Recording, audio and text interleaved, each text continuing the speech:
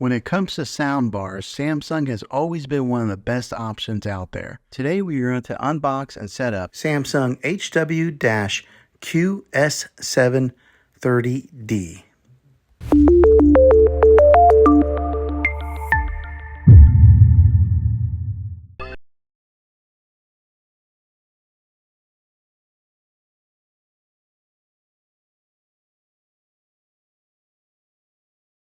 Okay, so here's the front of it, and on here you'll see where it's got the branding nameplate. There is a speaker with a soft covering right here. This is the back. It's got the big old hole here for the subwoofer outlet. The power cord goes here, and then here is an ID set button that you push here to get it paired up with a soundbar. All right, so let's see what's inside the bag here. The bag full of goodies. So they give you the power cables for one for the subwoofer, one for the soundbar. And good, they give me an optical cable here. I was kind of wondering that if I was going to have to order this separately, because a lot of times some of these companies will save costs by not sending you the right cables that you need. But here's the optical cable that I'll use to tie this in directly into the TV. Here's the other end of the power plug in the soundbar. A lot of times these square parts here are so beefy. This one kind of the medium size. The user manual, I don't know who reads these things.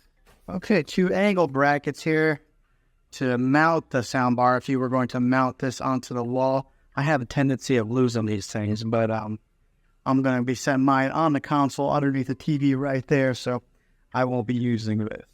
This right here is another part of the mounting bracket that kind of helps support, push it out from the wall. Some more nuts and bolts if you were going to hang it onto the wall. And now here is the remote. I'm always interested to see what the remotes on these things look like. Batteries. I always get these off-the-wall mainframe batteries. This one's called Mustang. Who's ever heard of that? Why can't they send me like a Duracell or Energize? Now the remote looks similar to the TV remote that I had, the Samsung TV remote. Let me show you the difference. Here is a TV remote right here, soundbar TV. So you can see they're pretty similar, but I imagine once I get the soundbar hooked up, I would really hope that I can get it hooked up to using just one remote, because I hate having to use 2 remotes. So we'll see how that pairs up with it and see if we can just use the one remote, the TV remote. I'll go ahead and put the batteries in to the soundbar remote. Okay, everything's unboxed here. I'm going to go ahead and get all the power cables hooked up into the subwoofer and the soundbar and get it up there and get it plugged in and get it set. Okay, on the back side of this, there is a USB output. There's an auxiliary in output, a digital. This is where the optical cable is that I will be using to be plugging in from here into a TV. And on the other side here, they got an HDMI in, and then they've got the TV arc out. So this is the other HDMI arc out, and then right here is the power outlet, DC 24 volt. This is all on the back side. Okay, everything's all hooked in here now. Soundbar is displayed underneath the TV. I was a little bit concerned about that once I got the soundbar on there, because I didn't know how high it was going to be to the bottom of the television there. And it's like right there. It's almost perfect. And then I got a little bit concerned to see if the sensors would still be able to read a remote control, but it's fine. I don't even know where the sensors are on that TV. They're really hidden and discreet, so I don't know if they're in the screen somewhere, but now whenever I turn up the volume, you'll see it says AV soundbar. Automatically recognizes the make and the model of the soundbar. There's a plus symbol that lights up on the corner, so it signifies on the soundbar and it signifies on the television. Okay, the subwoofer is connected to the soundbar. Let me tell you, I've never experienced such an easier setup process than this right here. The way this works is once you plug in the subwoofer right here, it automatically connects to the soundbar right away. So that you don't even need to push in the button on there to pair it. It automatically did that. And one of the ways that you can tell if it is paired is on the back side of the subwoofer. You'll see that there's a blue light right there shining. So that means that it is connected. Another little bit of information: if it is blue, that means that it is connected. If it's red, then that means that there's an issue in the setup process. And if it's blinking blue and red together, then that means there is a malfunction.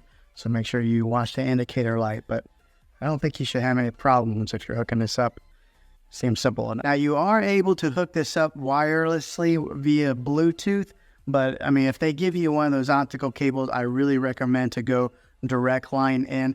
Sometimes you never know what kind of issues that you'll have going through wireless through Bluetooth technology. I know it's pretty solid, Bluetooth is, but if you can go wired in, definitely do that. So that's what I did, wired in. Okay, so the good thing is we were able to use the TV remote for the soundbar and TV together, so I will only be using one remote. No need to have two different remotes, one to run a soundbar or one to run a TV. Everything will be accessed through this one right here. This is a TV remote, so I like that. Less remotes is better. Okay, so we're gonna do a little sound test to give you guys, I know it's gonna be hard for you guys to really tell, maybe, depending on what kind of sound system that you have, if it's coming through your computers. But I'll give you guys a little test of what it's gonna sound like. And I just did a little trial run. Let me tell you, it is a big difference between using a soundbar and just using the speakers on the TV. It gets pretty loud without having to turn it up very far. So much so that my wife is sitting behind me and she started squinting her eyes like that because it was just getting kind of loud for her. But listen in.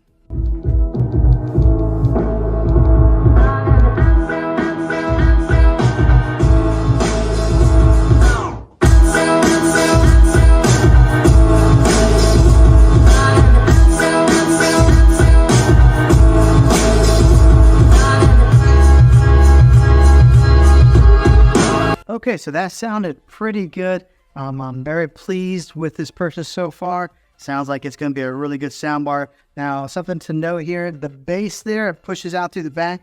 In my particular surroundings, I've got it on a cornered wall right here. But when it pushes out, it kind of travels up, so we could hear the bass really well. I know everybody's environment is going to be a little bit different. I do have a higher ceiling, so some of the sound that comes out from the top of the speakers is going to have to travel up quite a ways to kind of fill the room, but it does push out from the ends here. We can hear that perfectly fine. So if you do have a lower ceiling, you should be able to hear it and get all that rich sound that comes from this sound bar.